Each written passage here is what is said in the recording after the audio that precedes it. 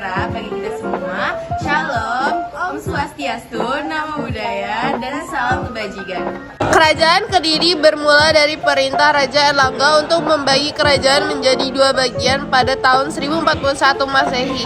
Pembagian kerajaan dimaksudkan untuk menghindari pertikaian seperti dikutip dari buku Ensiklopedia Sejarah Lengkap Indonesia dari era klasik sampai kontemporer oleh Adi Sudirman. Wilayah kerajaan Raja Erlangga dikenal sebagai Kahuripan.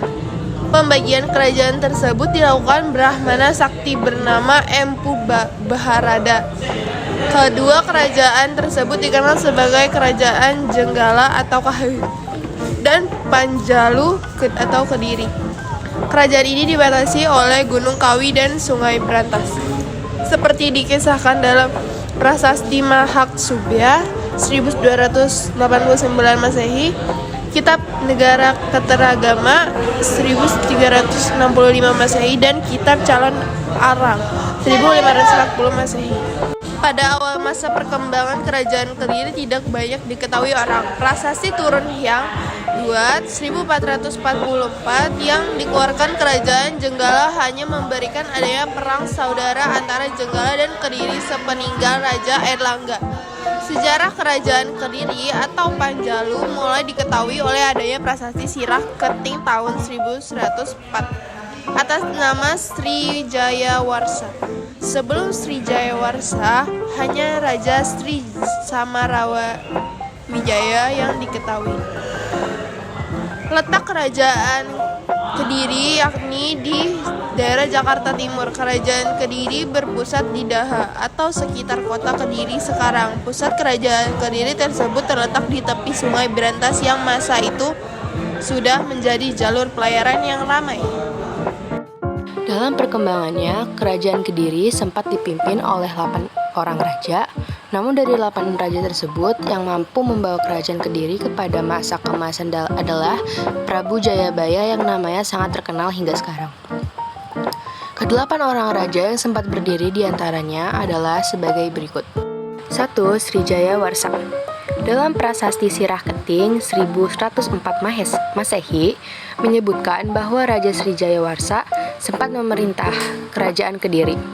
Pada masa pemerintahan, beliau Raja Srijaya Warsa pernah memberikan hadiah kepada rakyat desa kerajaan sebagai tanda penghargaan karena rakyatnya berjasa kepada sang raja.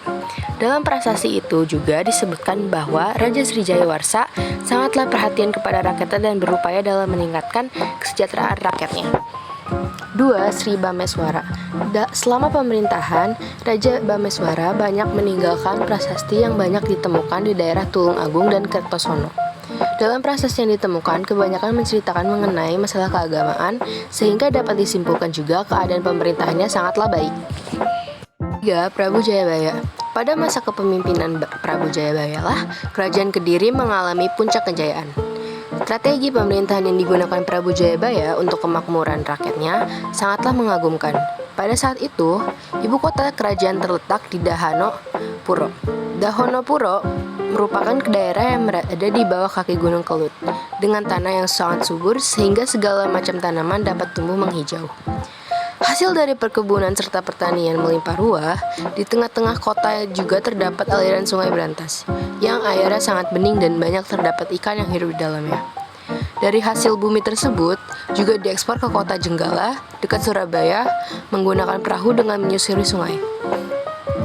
Roda perekonomian pada saat itu sangatlah lancar, sehingga kerajaan Kediri mendapatkan julukan sebagai negara yang gemah ripah lojinawati tata tentrem karta raharja. Jayabaya memerintah kerajaan sejak tahun 1130 hingga 1157 Masehi. Selain itu, bidang spiritual dan material pada masa Jayabaya juga tak tanggung-tanggung.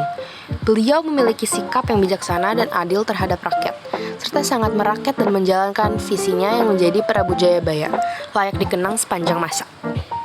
4. Sri Sarwaswera.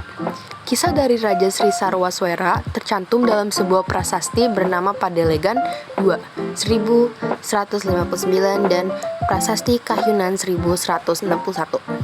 Beliau merupakan raja yang taat beragama dan berbudaya serta memegang teguh prinsip tatwa asih yang memiliki arti dikaulah semua itu. Semua makhluk adalah engkau.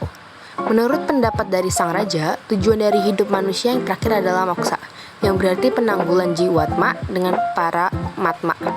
Jalan yang benar merupakan sesuatu jalan yang mengarah kepada kesatuan. Sehingga segala sesuatu yang menghalangi kesatuan adalah hal yang tidak benar. 5. Sri Aryaswara.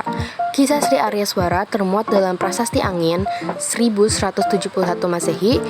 Beliau merupakan seorang raja yang memerintah sekitar tahun 1171.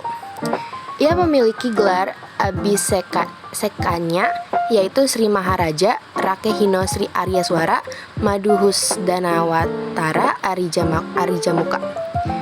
Dalam prasasti itu tidak dijelaskan kapan Sri Aryaswara diangkat menjadi raja dan kapan masa pemerintahannya berakhir. Dalam masa pemerintahannya, ia meninggalkan Prasasti Angin yang bertuliskan tanggal 23 Maret 1171. Pada saat itu, lambang dari kerajaan Kediri adalah Ganesha. Menurut prasasti, raja yang pemerintahan setelah Sri Aryaswara adalah Sri Gandra. 6. Sri Gandra. Sri Gandra memerintah kerajaan Kediri pada tahun 1181 Masehi yang termuat dalam Prasasti Jari yang di dalamnya juga menceritakan mengenai penggunaan nama hewan dalam kepangkatan seperti nama gajah, kebo, dan juga tikus. Nama dari hewan-hewan tersebut menggambarkan tingkat tinggi rendahnya pangkat seseorang di dalam wilayah kerajaan. 7. Sri Kameswara.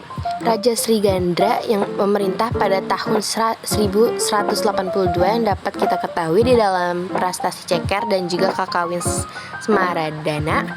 Dalam pemerintahannya sejak tahun 1182 hingga 1185 Masehi, bidang seni sastra mengalami perkembangan yang sangat pesat. Contohnya, Empu Darmaja yang telah mampu mengarang kitab Semaradana bahkan pada masa pemerintahannya. Juga dikenal cerita-cerita Panji seperti cerita Panji Semirang. 8. Sri Kertajaya. Sri Kertajaya memerintah kerajaan pada tahun 1190 sampai 1222 Masehi. Yang termuat dalam beberapa prasasti seperti Prasasti Galunggung tahun 1194 Masehi, Prasasti Kamulan tahun 1194 Masehi, Prasasti Pala 1197 Masehi, Prasasti Wates Kulon 1205 Masehi, Nagara Kretagama serta Pararaton. Sri Kertajaya juga dikenal dalam Dandang Gendis. Dalam masa pemerintahannya, kestabilan dari kerajaan menurun. Hal itu dikarenakan Kertajaya ingin mengurangi hak-hak dari kaum Brahmana. Sontak hal tersebut ditentang oleh kaum Brahmana. Pada waktu itu, kedudukan dari kaum Brahmana semakin tidak aman, sehingga banyak yang kabur menuju Tumapel yang pada saat itu dipimpin oleh Ken Arok. Saat Raja Kertajaya mengetahui hal tersebut, ia mempersiapkan pasukan untuk segera menyerang Tumapel. Sementara itu, Tumapel yang dipimpin oleh Ken Arok mendapat dukungan penuh oleh kaum Brahmana untuk balik melakukan serangan ke kerajaan Kediri. Dan kemudian kedua pasukan tersebut bertemu di dekat Ganter pada tahun 1224 Masehi.